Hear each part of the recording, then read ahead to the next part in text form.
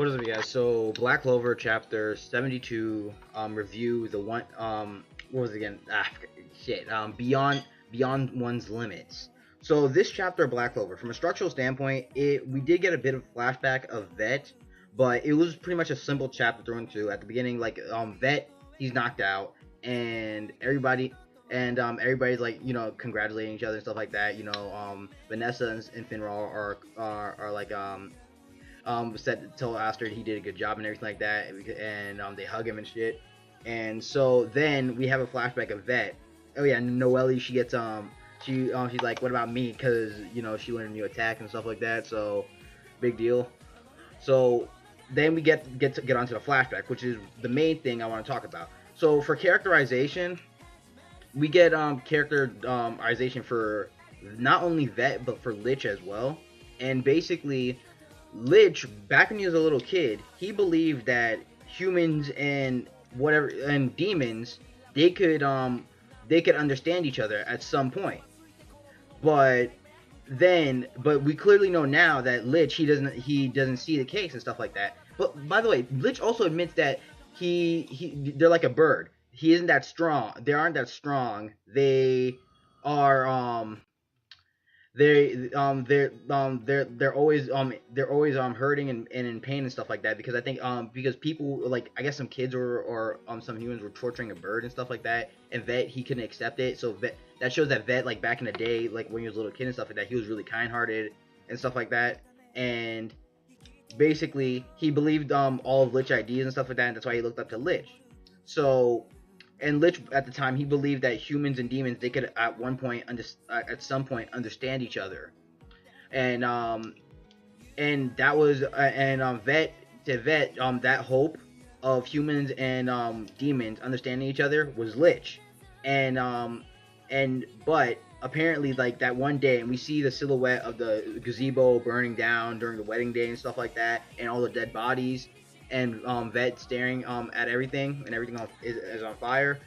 We see, and he says that the humans were the ones that took that away from me, and threw him off. And so then Vet, his eyes begins to glow, and it starts lighting up, and he basically is planning on blowing himself up along with the entire water temple. So from then on, Yami shows up out of nowhere, and it's like, how did Yami break out of the freaking dimension? Because they were trapped in the dimension. So to me, I was assuming that maybe Gucci, Gray, they ran and Charmy, they ran over there and then broke Yami out, defeated like the extra dimensional mage, because I'm pretty sure he was preoccupied. He was preoccupied himself, like, so he couldn't really do anything while he had the dimensional barrier up, whatever. And so then they show I thought they broke Yami out and by beating him. So, but that's not the case. Apparently Yami, he broke out himself. So apparently through watching them fight and everything like that, it moved him and stuff like that, and he developed a new type of magic. And this magic, he was able to basically cut through a dimension via this magic, and he calls it the dark cloak dimension slicer. And he cut through an entire the pocket dimension that he was trapped in with the high priest.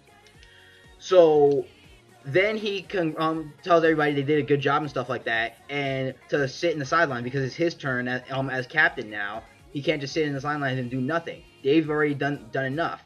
So he goes in, and he's like, even though like he's this far in age and stuff like that, he still can learn new magic and stuff like that, and he still and that shows him that he still has much more to learn and grow.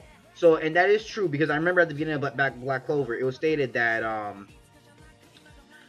like the more you grow, I guess develop wise, that's the more you learn more magic. And apparently this moved him to learn this new magic so he could bust free.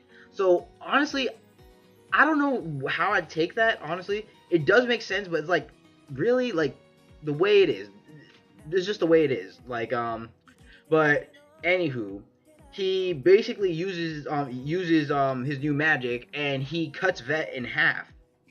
and that was the chapter. And he says later Mr. Despair and stuff like that. So yeah, when it came to the characterization, I did like it a lot for both Vet and Lich, because to me that showed that showed that like their ideals were seemed like innocent and pure at first, but then after that faded day where you see the gazebo and everything like that, and the shit happened to Vet, like a Vet and all the others, then what that means, I guess Lich completely changed his ideals and stuff like that, to where because we now know now he just wants to destroy the Kingdom of Clover and stuff like that, and he doesn't give a fuck anymore. And he was talking about how they were weak and stuff like that, but in present time, he knows that they're all of them are powerful, and they were feared because they were so powerful. So it's like, what led Lich to completely to this transition?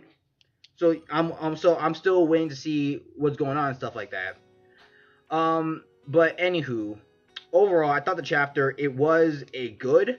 The whole thing with Yami and stuff like that, that was character development for Yami.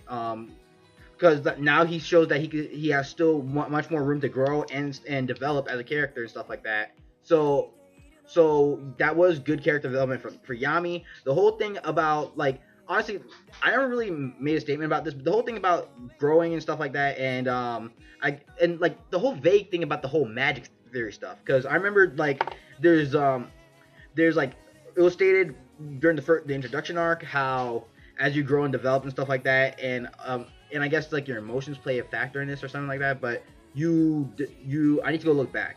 You basically learn and develop new magics and stuff like that. And Yami, from just him watching the battle alone, he learns a magic to where he can literally cut through a dimension. So it makes sense because it was stated early on in the story, but I do find I kind of have a gripe about it, but it's not really too big. It's not too big of a deal. But anywho, yeah. So I'm still looking forward to that transition from Lich to being to thinking that, oh, we can get along with humans and stuff like that, to where it's like, no, we can't get along with them. Fuck them. We're fucking taking over. We taking over. You know that shit. So so basically, I forgot to mention this, but I didn't expect Vet to go down this early. Honestly, like, cause like since he's one of the most powerful members of the White Knights Demon Eyes, honestly, I didn't expect him to go down this early on in the game. Really, like, cause don't get me wrong, like don't get me wrong, I knew he was gonna go down eventually, but not this early on in the saga, because it's technically a saga now. And I hope Tabata doesn't do something like each member of the White Knights Demon Eyes gets taken down. Well, mainly of the Third Eye, they get taken down on an individual arc by the Black Bulls and stuff like that. Because I kind of want something. I kind of want, like, because that's kind of like too predictable. For me, it kind of is too predictable. But I'm pretty sure he's gonna take it a different route. And we do know that the White Knights Demon Eyes, they're probably gonna go out on an all-out invasion to the Kingdom of Clover at some point. Because not only that, and they were hyping up this god, this so-called god or lord that they're planning on reviving.